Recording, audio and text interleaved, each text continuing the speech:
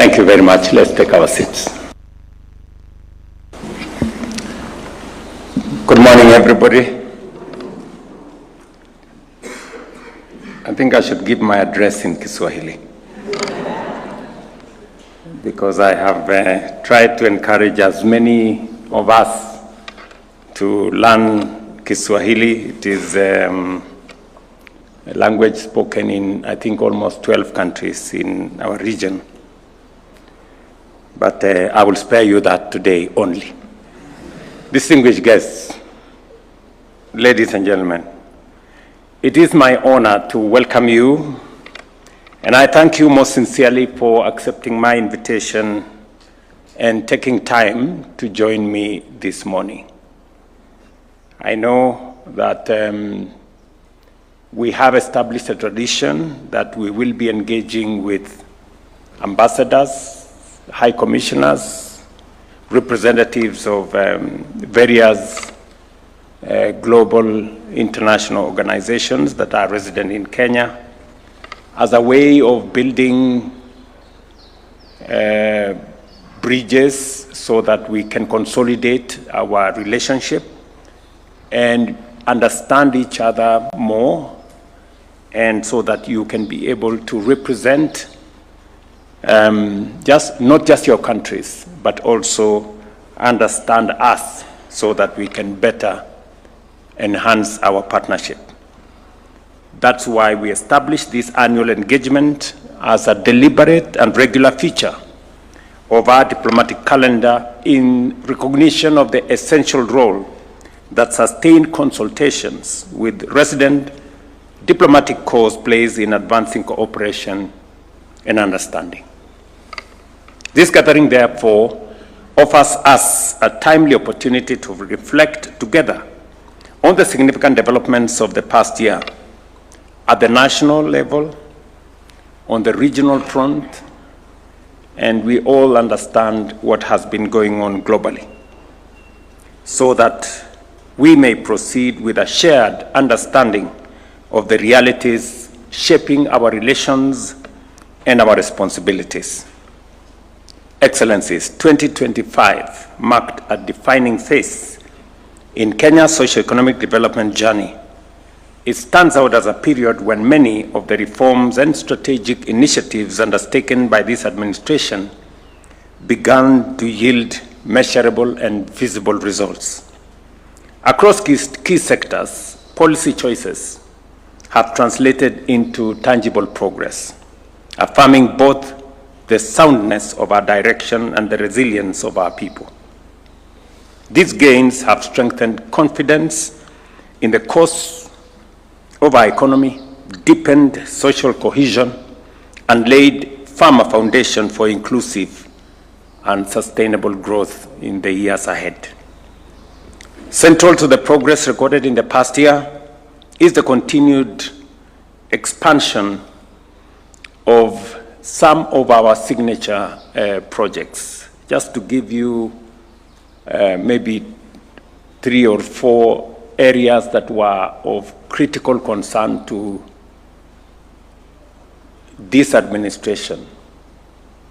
As we all understand, we emerged in 2022 from the adverse effects of COVID, from the serious challenges that came as a result of the situation of conflict in Europe, and the many other commodity issues that came into play. And as a result, most of our economies were constrained. Our fiscal space was limited, and debt became a very serious challenge to many countries, including Kenya. In fact, statistics showed that Kenya had one of the biggest Eurobond in our part of the world. And many people were wondering. I remember even the Secretary General of the United Nations, my friend Antonio Guterres, asking me what's going to happen when this thing falls apart and Kenya defaults. because to many it was no longer if, it was when. But by God's grace, we managed to consolidate our economy. Kenya actually was listed to be among 6 countries that would default. Fortunately for us, 5 of our colleagues defaulted, Kenya did not. And we had to make very difficult policy choices, sometimes very uncomfortable. I remember my first assignment when I sat in a room called number 6 in that building was to reduce our budget by 300 billion shillings and to put a stop to some of the subsidies on fuel, on unga, that weren't really getting to the people but costing us an arm and a leg. Today, sorry, thank you. Today, with confidence, I think we have taken the corner. Our economy is much more stable than it was at that time, as you're all aware. Our inflation, which was way around 9%, now is at 4.4, 4.5. Our exchange rate that had run amok is now stabilized for the last year and a half, almost 2 years actually, at 128, 129. And our dollar reserves, which had also dwindled to about $5.7 billion in 2022, we now have the highest foreign exchange reserves in Kenya's history at $12.3 billion. So we have, with the support and encouragement of many of friends and partners, we have managed to consolidate our economy. We still have a lot to do on it to make sure that we avoid the pitfalls of the past. The policy choices have sometimes been uncomfortable, but I want to say absolutely necessary, because unless we did that, we would have gone the direction many of our colleagues went. Number 2, we took the decision that we needed to stabilize food security in our country. The biggest challenge that I encountered when I came into office was the price of stable food. Many of you witnessed people in the streets with sufurias. I know you know what sufurias are on their heads, and that kind of situation. We've had to register all farmers. Today we have a register of 7.1, I think by this month, 7.2 million farmers. We are now giving out fertilizer on voucher. We are working on ensuring that reforming actually the whole agricultural sector. We had challenges with brokers and cartels and people who had cornered the agricultural sector. We have cleaned up our sugar sector. Many of you remember, those of us who are members of COMESA, Kenya has been asking for COMESA safeguards for the last almost 20 years. But I can now confidently say that we have reformed the sugar sector, and we have 200,000 new farmland On sugar, we have registered and licensed another 5 sugar mills. We have enhanced our production from about 500,000 tons to 815,000 metric tons. Hopefully this year we intend to get to 1,000,000 tons. And in another year or 2, Kenya will be a net exporter of sugar. That is our plan. And so have we with coffee and tea and milk, and we have seen those sectors grow. And I want to thank many friends, development partners. The World Bank have come through for us in the agricultural sector, and we have made demonstrable progress.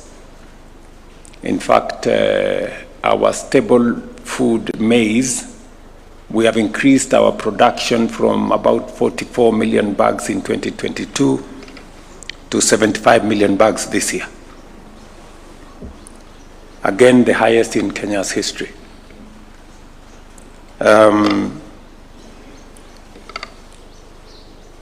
As you're all aware, we had also a very big challenge with education. Close to 23 universities were technically insolvent because the funding model that existed did not work.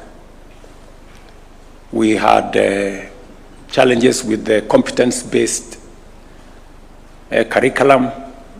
There was a misalignment between teachers, students, and other stakeholders.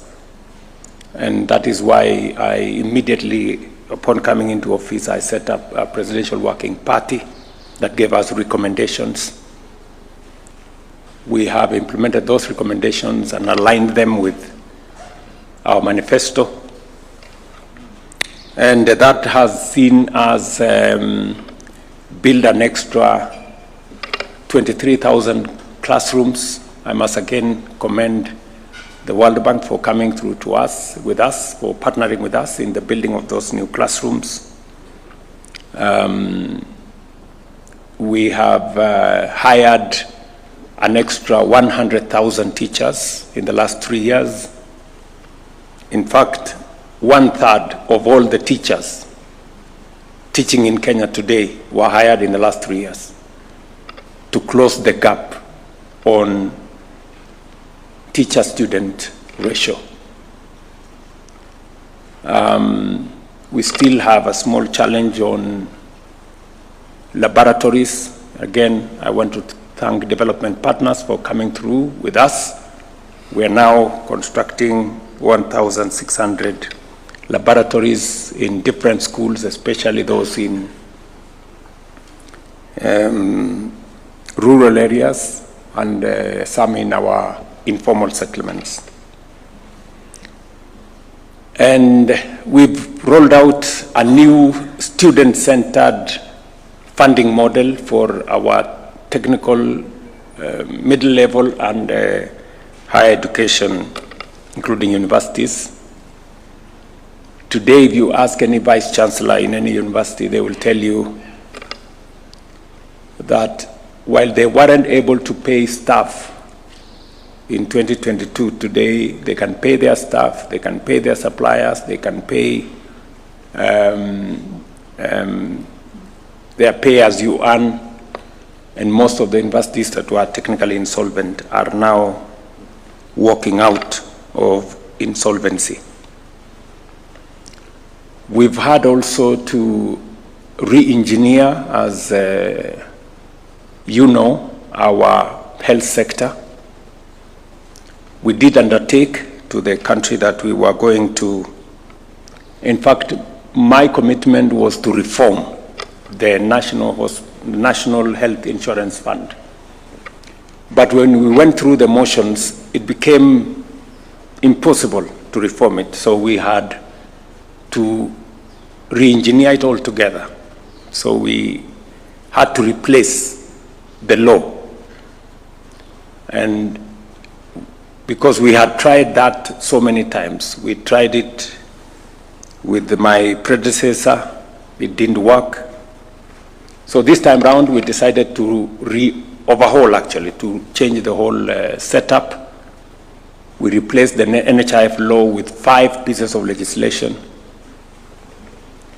And today, Kenyans that are registered on the SHA portal are 29.3 million, up from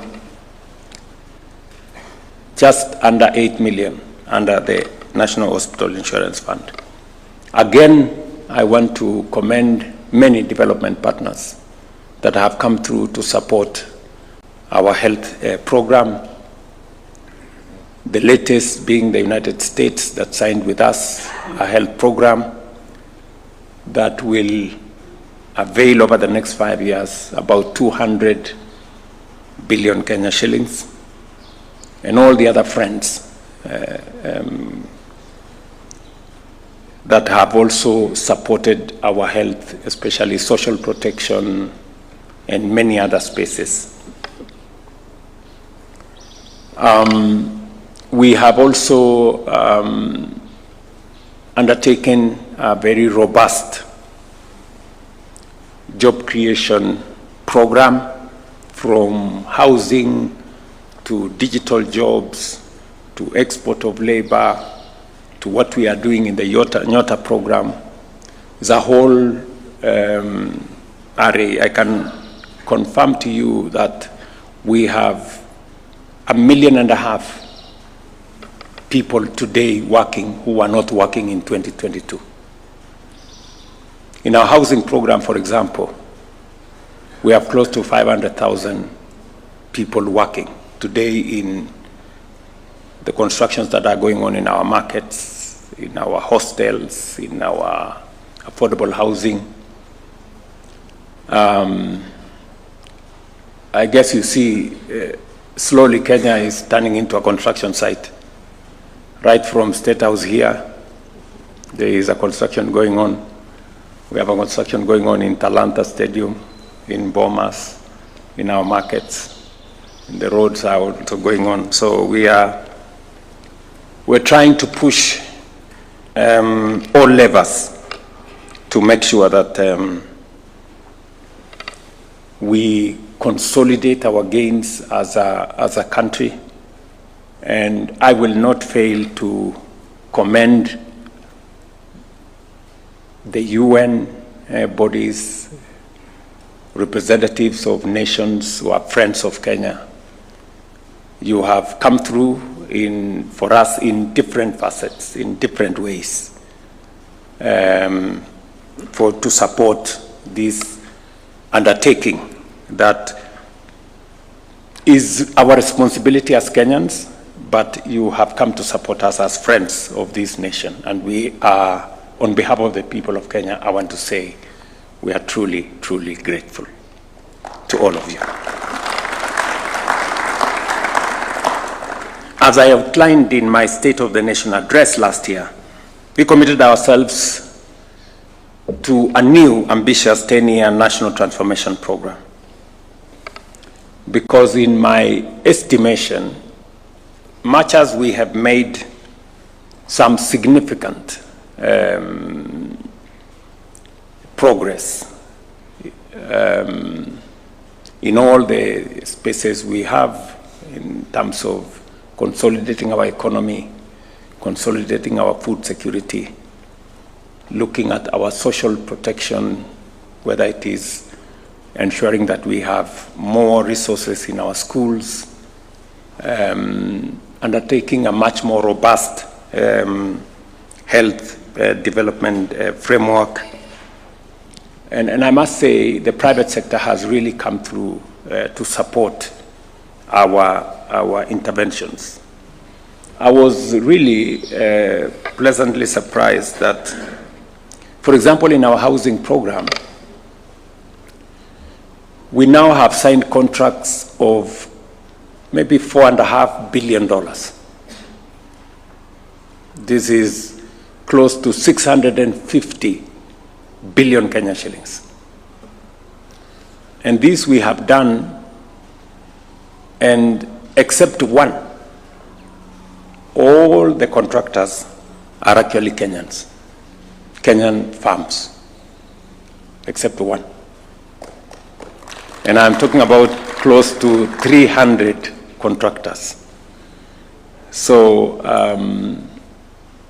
the housing program has largely been undertaken. The markets program, the development of hostels has been undertaken by Kenyan contractors, building capacity locally. But I must say they have learned a lot from their partners from outside Kenya.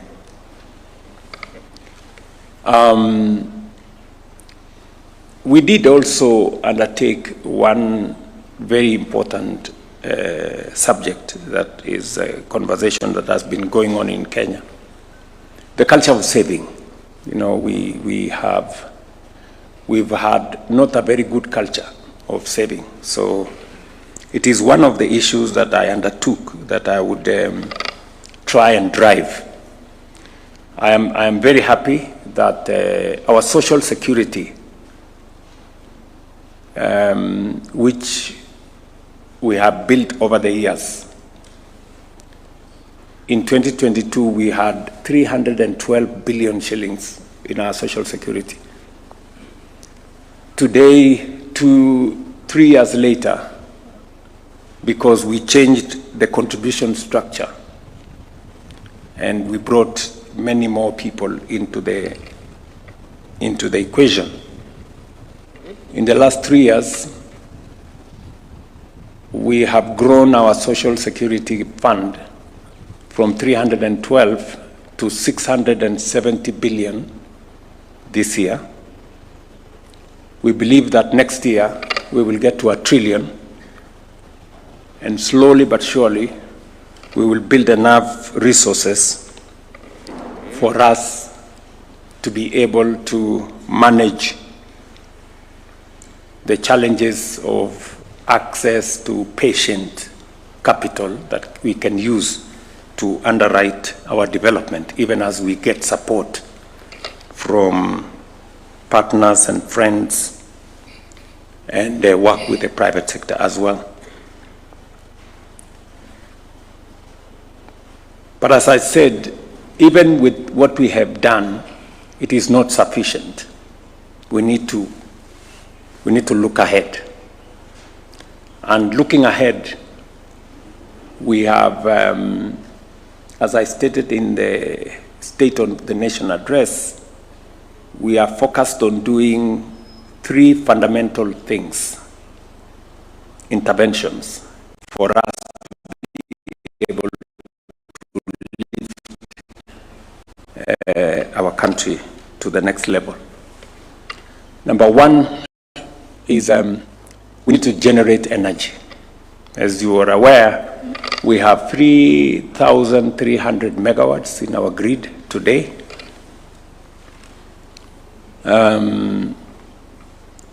For us to undertake the kind of technology transition, industrialization,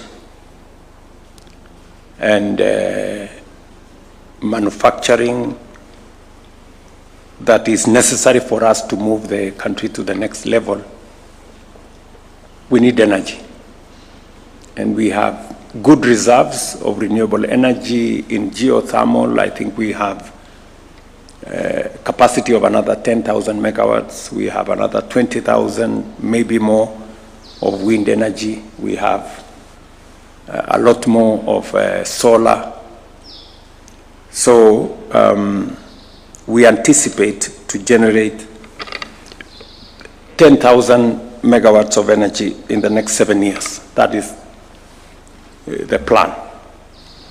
This will require not just public money. Of course, we are going to provide public money, but we will need to crowd in private sector money, money from other entities, investors, pension funds, venture capital, and many other people who have resources to invest in that space. Number 2 is we need to expand our infrastructure. We are still not yet there.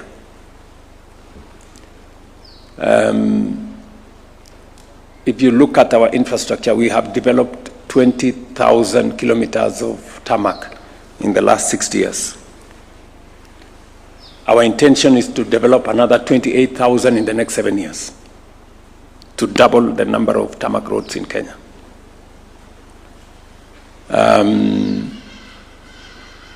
We already are on course. We have mapped out what the areas are, and we believe that we can raise the resources to undertake this transformation. That includes the modernization of our airports, starting with Jomo Kenyatta, extending the railway from Naivasha to Kisumu and onward to Uganda, then to the region. Actually, the railway, I think we've already set a date. We have found the resources, both public and private. So we will be starting the construction and launching the same in March this year. Again, we have finalized the discussions with the airport. We also want to modernize our airport. All of you know we don't have much of an airport. You know, our airport is the arrival is on the tarmac. So and it's way overdue. You know, we should have done this maybe 15 years ago. So we want to begin that process of construction of a new airport under a framework that is going to bring public sector, private sector concessionaires. And I am hoping that we can begin that before June this year. So again, that whole infrastructure development is one thing that we are focused on achieving. And I'm saying this because we will require partners. We will require private sector partners. We will require some of your investment arms of your nations, whether at the airport, on the railway, on some of the toll roads that we are doing, the expressway that we are planning to Thika and other areas. So there is opportunity for us to work with you.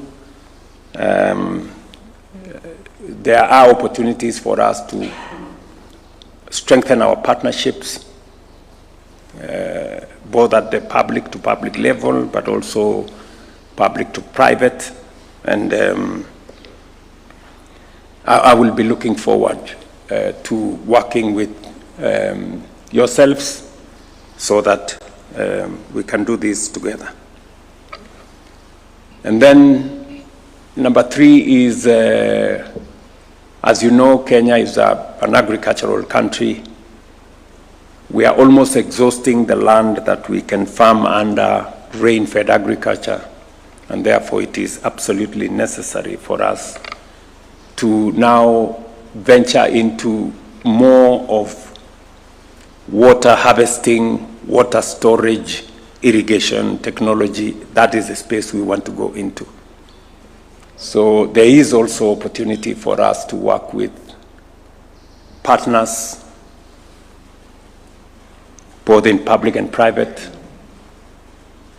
to do some of the mega dams that we are focused on doing. I know there is a lot of discussion together with our public-private partnership unit at the Treasury and all the other partners and friends.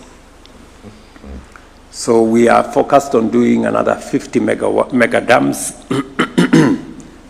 maybe 200 medium-level dams and 1,000 or so micro dams. So again, there will be opportunity for us. And also irrigation technology is something that we will be focused on. And I know many of your countries, I have visited some of them, have irrigation technology that we can share and learn from one another and create partnerships that can help us achieve our intentions and contribute not just to food security in Kenya, but also through exports contribute to food security elsewhere. We will be in Parliament this week as part of developing the necessary infrastructure for us to undertake this heavy transformation. We are setting up a National Infrastructure Fund. I have had discussions with the IFC. I have had discussions with the World Bank. I have had discussions with the Africa Development Bank.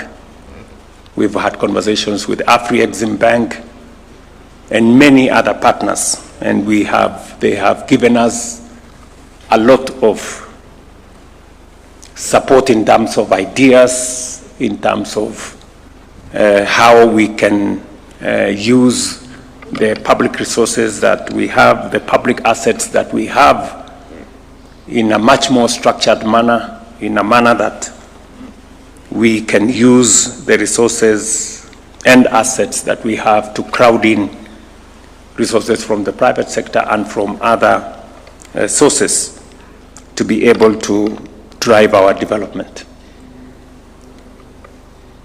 We've also learned the hard way that the Constitution mandates us that we must be intentional on making sure that there is intergenerational equity. That we don't, whatever we have today, we need to think about not just today, but we need to think about tomorrow and the generations that will come after us.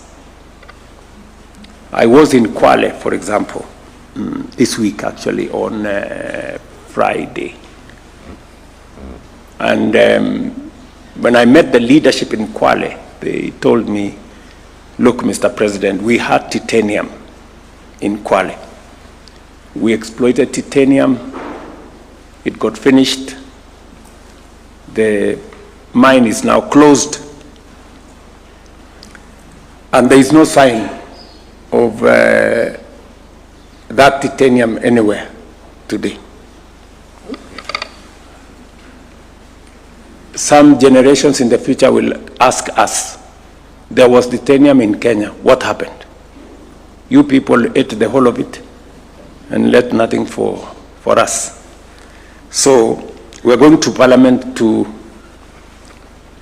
actualize a new legislation, the Sovereign Wealth Fund, that will now provide mechanisms for making sure that whatever it is that we do now, whether through privatization or any other resources, we have a fund that takes care of the generations that will come after us. Again, we have areas that we will learn from some of you. We will work together so that the Sovereign Wealth Fund will secure intergenerational equity and enhance resilience to external shocks through disciplined, transparent, and long-term stewardship of national resources. Excellencies, in 2025, Kenya continued to deepen bilateral relations across Europe, the Middle East, Africa, Asia, and the Americas. These engagements strengthened cooperation in trade, investment, security, migration, climate action, education, and technology, while expanding people-to-people exchanges. I am very happy that in the last 3 years we have been able to conclude, sign, ratify the Economic Partnership Agreement with Europe. it was quite a very proud moment to sign that contract here. We have also concluded the SEPA agreement with the UAE. We have also almost concluded now the agreement with China. And my Minister for Trade will be leaving the day after tomorrow to conclude the negotiation, the bilateral trade agreement with the United States. And we are aligning more so that we can build a stronger ecosystem of trade partnerships that will allow us to do more with many friends across the globe. We look forward to further widening and deepening diplomatic engagement in 2026 as we advance bilateral cooperation frameworks globally, promote peace and security, strengthen trade and investment ties, expand scientific, technological, and cultural exchanges, foster regional integration, facilitate labor mobility, and harness collective efforts towards shared continental and multilateral aspirations. The principles of Pan-Africanism, good neighborliness, and regionalism continues to shape our diplomacy.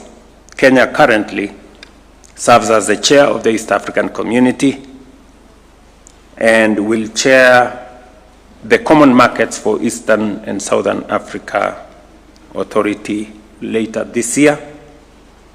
These responsibilities align with Kenya's long-term standing view that enhanced regional cooperation remains central to Africa's economic transformation and sustainable development in general. At the continental level, Kenya continues to contribute to Africa's institutional strengthening. As African Union champion for institutional reform, we have supported ongoing efforts to enhance the effectiveness, the credibility, and responsiveness of the Union, particularly in the areas of peace, governance, and financing. Again, let me appreciate the support to the African Union by many partners here. And to support what you have done over the years, we are having a very candid conversation as African leaders, and I will be presenting a report on what we have managed to put together. Number one, to do more on funding the African Union.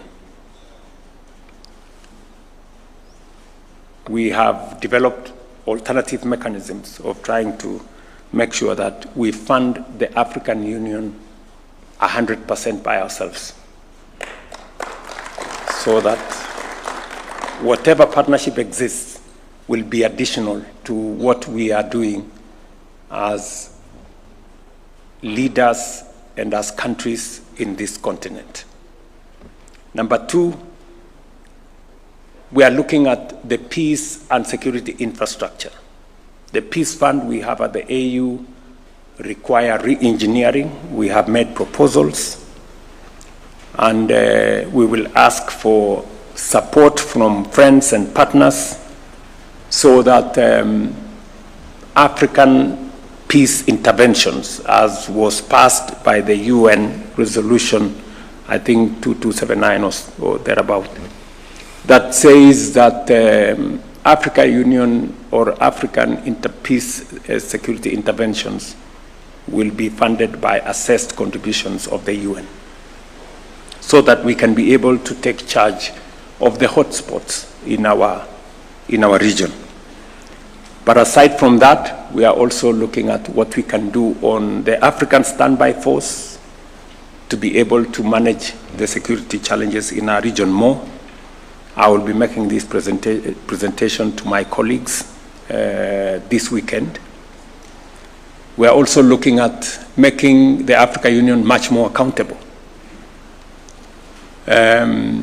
Today, there is a disconnect between the Pan-African Parliament, and the executive institution of the Africa Union. We want to see how budgets can be approved, improve the efficacy of the Pan-African Parliament, and we've made concrete proposals on that, how that can be done. And then finally, we want to create much more accountability by finally bringing into force the African Court of Justice. Today, if there are disputes between institutions of the AU, there is no mechanism of adjudicating. Today, if there are disputes between countries, there is no mechanism of adjudication. Thankfully, the instruments for the establishment of the African Court of Justice have already been ratified. They have already been signed. What is only remaining is the actualization. So again, we will be making those proposals. In addition, as chair of the Committee of African Heads of State on Climate Change, Kenya has advanced the coordinated African position on climate action, climate finance, and adaptation, ensuring that Africa's priorities are clearly articulated and pursued in unity with global processes. Kenya also looks forward to hosting the Africa France Summit in May this year, which will showcase Africa's innovative capacity and demonstrate the strength of cross-continental partnerships. It will be the first time that an Anglophone country will be hosting a French Africa.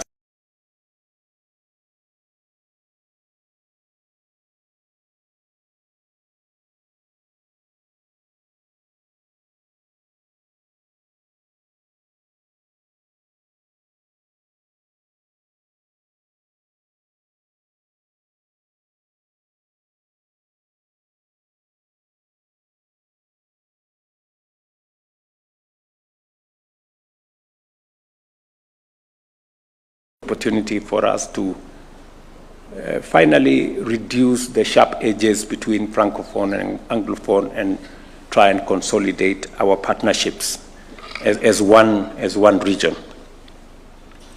There will be private sector engagement. We're trying to get the highest level of participation from African entrepreneurs, business people, and investors, and to see how we can consolidate that position.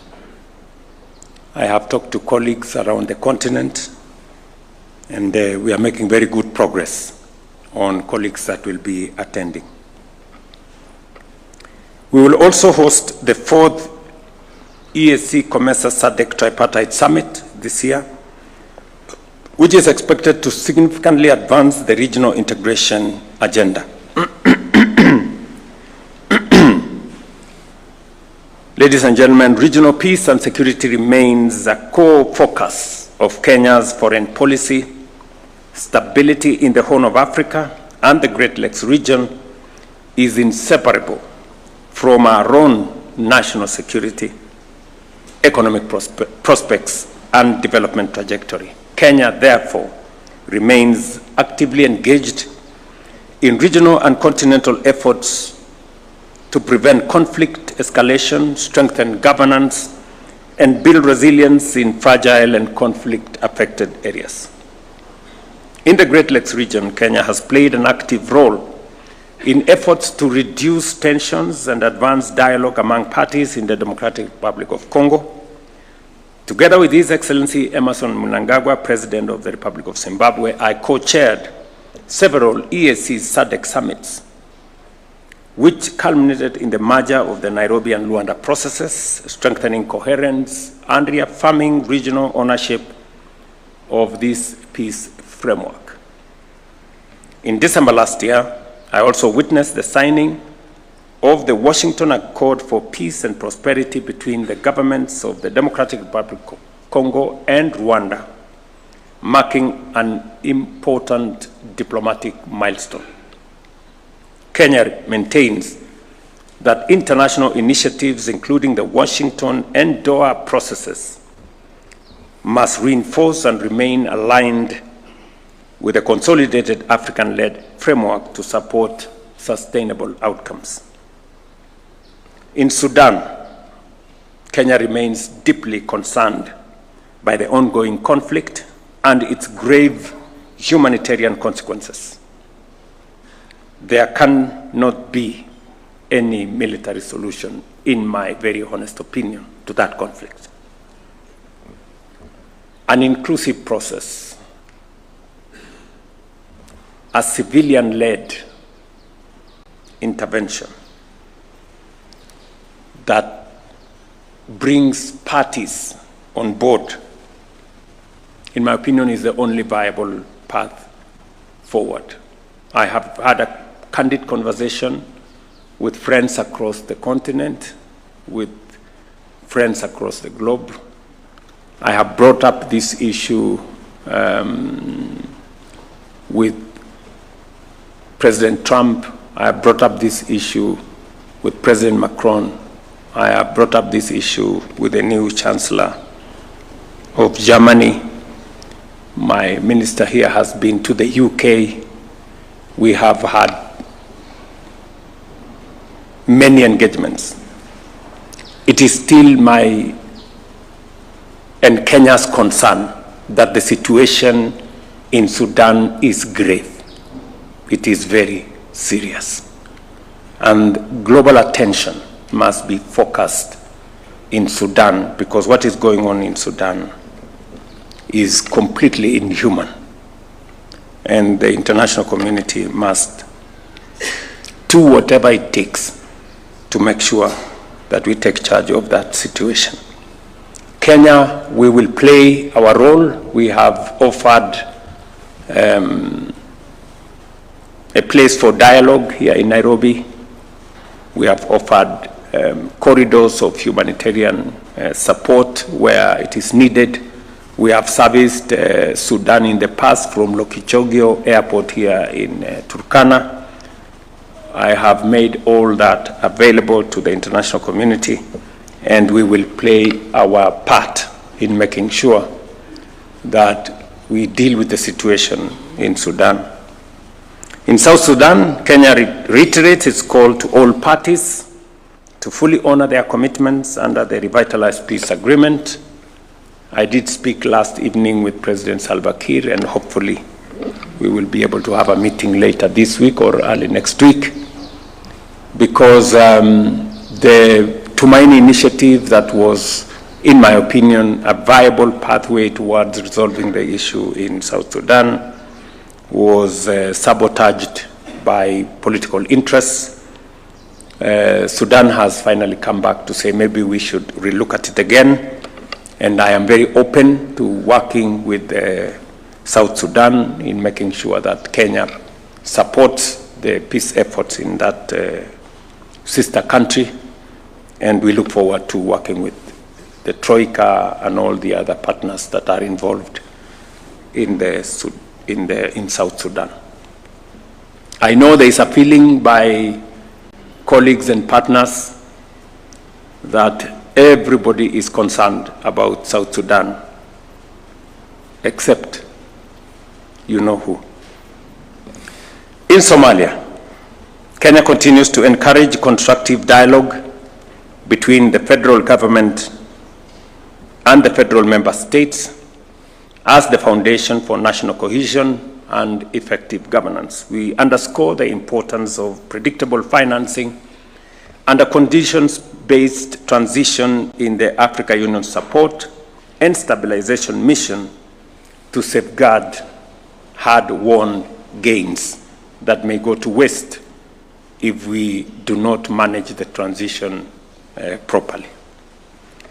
Beyond our immediate region, Kenya continues to contribute responsibly to global peace and security.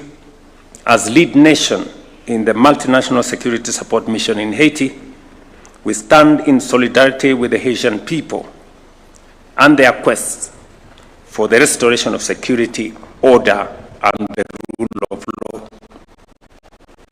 We are now focused on a coordinated and orderly transition of that mission to the gang suppression force, supported by adequate international financing, strengthened command structures, and a United Nations Support Office, measures essential to consolidate progress and prevent relapse into instability.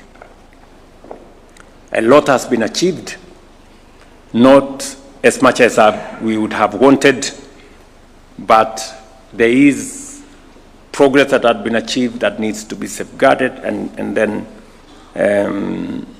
whatever needs to be done should be done.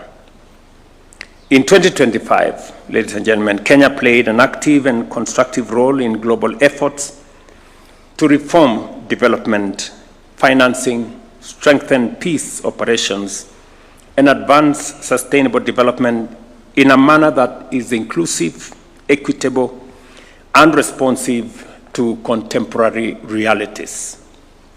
At the 4th International Conference on Financing for Development, held in Seville in Spain, Kenya joined the international community in renewing and reviewing progress under the Addis Ababa Action Agenda while confronting emerging global financing constraints.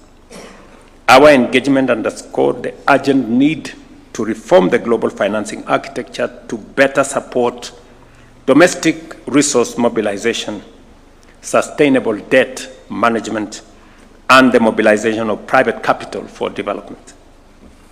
At the same time, Kenya's commitment to global environmental governance was demonstrated during the 7th session of the United Nations Environmental Assembly, held here in Nairobi, where Kenya called for the translation of global declarations, including the outcomes of COP30, into concrete action addressing climate change, biodiversity loss, and pollution in ways that are visible in people's lives and protective of future generations.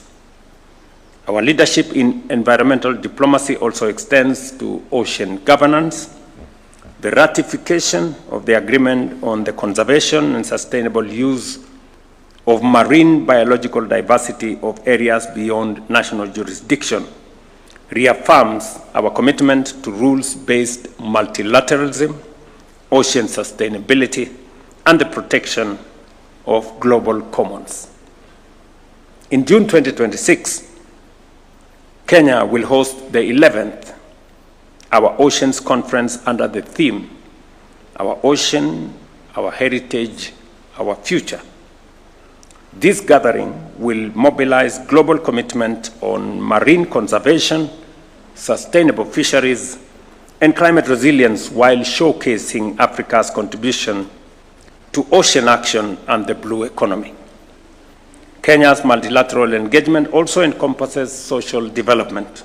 At the World Summit for Social Development held in Doha, Qatar, we reaffirmed that poverty eradication, decent work, and social inclusion are inseparable from sustainable development. These principles continue to guide both our domestic policy and our international partnerships. Excellencies, ladies and gentlemen, Kenya remains a firm proponent of a rules-based international order. Amid growing global instability, we reaffirm our commitment to sovereignty and territorial integrity as enshrined in the Charter of the United Nations. As the UN marks its 80th anniversary, the world stands at a critical inflection point with multilateralism under increasing strain. It is our firm belief that a strong United Nations and a steadfast adherence to multilateral principles remains indispensable in addressing the complex and interconnected challenges of our time. We are proud to host the only United Nations headquarters in the Global South and remain committed to providing the political, security, and infrastructural support necessary to expand the UN presence in Kenya. Pangura knows that. She used to send me very long messages. We have this problem, you need to sort out. Now the messages are becoming shorter, but they are still coming. We recognize the United Nations remains one of humanity's greatest collective achievements. Yet persistent funding shortfalls and administrative constraints continue to limit its efficacy and responsiveness. Kenya therefore supports renewed efforts to strengthen and adequately resource the UN system.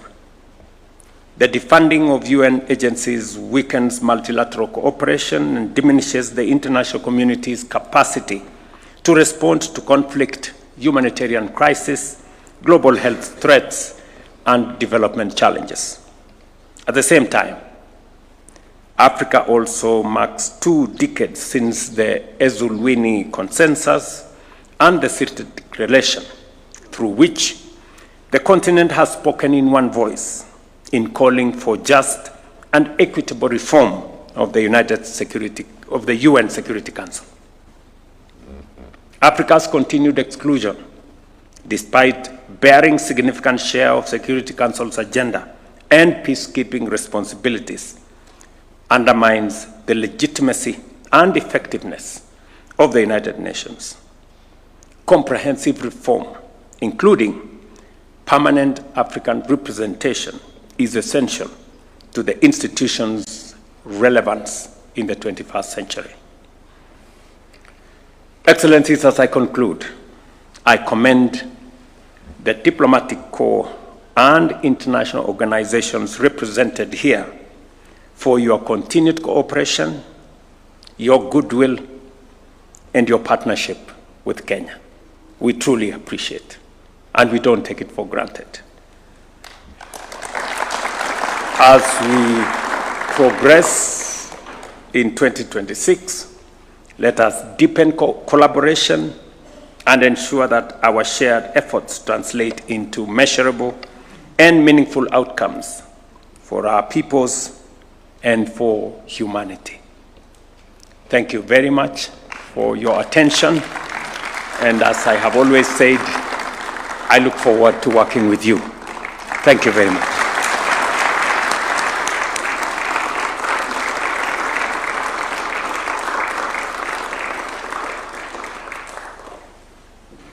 I don't know, just hold on. Yeah, let's take our seats. I am not schooled in matters diplomacy. But I remember